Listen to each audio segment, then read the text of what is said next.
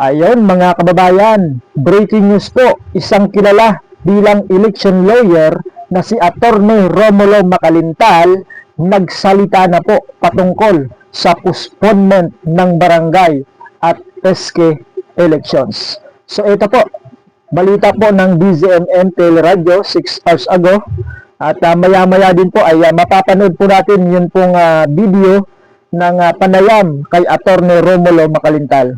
So ito po yung captions ng balita nitong DZMM Teleradio 6 hours ago. Ikinabahala ng election lawyer na si Attorney Romulo Macalintal na posibleng mag-postpone na rin ng national elections kung patuloy na payagan ang pagpapaliban sa barangay at SK election. Ayon kay Attorney Romulo Macalintal, dapat maging vigilante ang Korte Suprema sa mga ganitong isyo. So ayan po mga bayan, panoorin po natin ngayon ng sabay-sabay ito pong panayam kay Attorney Romulo Macalintal. Ito po mga bayan, panoorin po natin.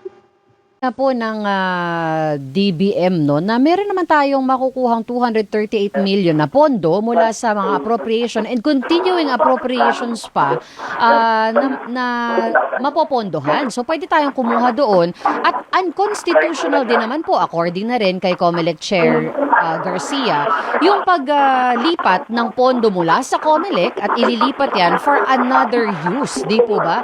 So saan po nanggagaling etong kanilang calls na ipatigil nga yung eleksyon para yung pondo ay gagamitin? Hindi ko maintindihan kung anong batas ang kailan binabasa o kung anong desisyon ng Korte Suprema ang kailan binabasa.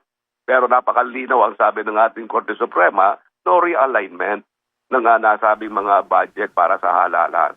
At saka halalang yan, nakatakda na yan. Sinabi na nga ng Korte Suprema, ito na lang, last na ito, na kayong postpone ng postpone. At saka ano ang dahilan? Meron bang napakabigat na dahilan? Wala naman silang ino-offer na mabigat na dahilan para i-postpone talaga yan. May giyera ba talaga dito sa ating bansa? Nagkakamatayan ba? Nagkakaroon ba ng violence all over? May civil war ba tayo? Wala naman ganyan, ano ha?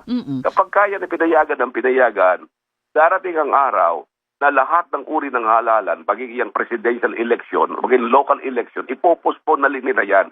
Gagawa sila ng dahilan para yan ay ipostpone. At ito namang Korte Suprema, ay dapat maging more vigilant sila, ano ha? Hindi yung pabago-bago din sila ng kanilang posisyon. Kaya nangyari nun, declare na nga silang unconstitutional yung sa 2025 election. Pagkatapos ngayon, itong huling election na pinospon, pinayagan pa naman nila. At sinasabi nila na ito daw hindi postponement, kundi term extension lamang. Napakababaw na dahilan. At yun nga yung huling decision ng Korte Suprema na pinayagan yung huling postponement ay 5 justices, mga senior justices, ang nag-dissent. Talagang sanabi na, hindi po pwede ang ganyang uri ng postponement in the guise of setting another term of office. At sa akin nga pagbasa niyan, talagang malaking panlilin lang yan sa karapatan ng taong bayan na makaboto tayo. Opo. Although, attorney, can you confirm din po, no? Sinabi rin po kasi ni COMELEC Chair Garcia na pwede naman talaga i-postpone yan, sabihin na itong pondong gagamitin, we can declare this as savings, at itong pondo na to, once declared as savings, can then be used for another time. Hindi ko maintindihan yung sinasabi ni Chairman Garcia, pero ang maliwanag, kung yan man ay meron sinasabi silang dahilan, ang dapat nilang unang bigyan ng konsiderasyon ay yung ating karapatan na bumoto. Yung ating karapatan na pumili ng sarili nating mga opisyal ng ating mga barangay.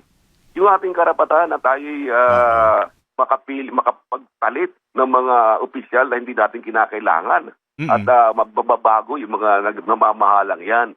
Yan ay pagka nagkaroon ng postponement, yan ay tinatanggal sa ating karapatan yan at ina-appoint ng Kongreso ang mga bagong opisyal na yan sa pamamagitan ng holdover position. Yan. At yan ay pinagtibay na ng ilang mga mahistrado ng ating Korte Suprema na nagbigay ng kanilang mga opinion doon sa mga iba't ibang mga kaso tungkol sa postponement. Hindi na ako makapapayag at hindi makakapayag ang taong bayan na ang mga mamamahala sa ating barangay ay appointed Mhm. by legislators, na dahil sa sila'y appointed sa darating na halalan, magagamit na naman Yun. sila ng mga politikong ito. Mhm. Kaya, Attorney Romy Mac, sabi nga nila, let's cut to the chase. Parang ano na to parang chess game no? Merong preparasyon Oo Ano po ba ang political capital na makukuha ng ilan o maraming mga politiko looking at the 2028 elections? Ano po? Kung hindi... Maganda na yan, ano? Yan. Ano po ba talaga yung nakikita Alam mo, nila na hindi natin nakikita? Alam mo, Peter, nung magkaroon kami ng oral argument sa Korte Suprema, yan din ang tanong sa akin ng isa sa mga justices, Atty. Makalintal, bakit lagi nagpo-postpone itong mga mambabatas natin ng halalan sa barangay? Sabi ko, very simple, Your Honor, political consideration, political promises. Dahil sa mga pinangapangako yan, na kapag malapit ang halalan, ipopostpone nila para ma-extend ang term of office ng mga barangay officials na yan. Kaya pagka sila'y nakagawa ng batas, ipamamalita nila sa mga barangay officials, kita nyo na, tapos po ng halalan ay para sa inyong kabutihan. Yeah. At kapag kami panahon pa, sa susunod pang halalan, ipopostpone uli natin yan. Gagawin sila. Ipopostpone nila na ipopostpone yan. At kayang-kaya naman nila. Kaya taong bayan, na all we can do is cry.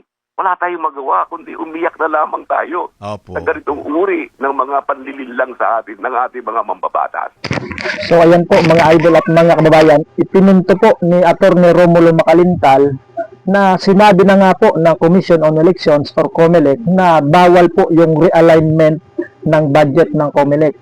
At ayon din po kay Atty. Romulo Makalintal mga kababayan, ay tinatanggalan ng karapatan yun pong mamamayang Pilipino na pumili, humalal ng mga leader sa kanilang mga barangay. At binanatan din po ni Atty. Romulo Makalintal mga bayan, yun pong mga maestrado, yung mga justices na sana daw po mga kababayan, kasi kung maalala nyo, noong 2023 ay may desisyon na yung Korte Suprema patungkol po doon sa postponement ng 2022 BSKE. At pinaboran nga po ng Korte Suprema itong petisyon ni Atty. Romulo Makalintal, kaya meron pong tinawag na Makalintal versus COMELEC, na yun nga po, bawal po yung postponement kasi direktang pinopospone yun pong barangay and SK elections.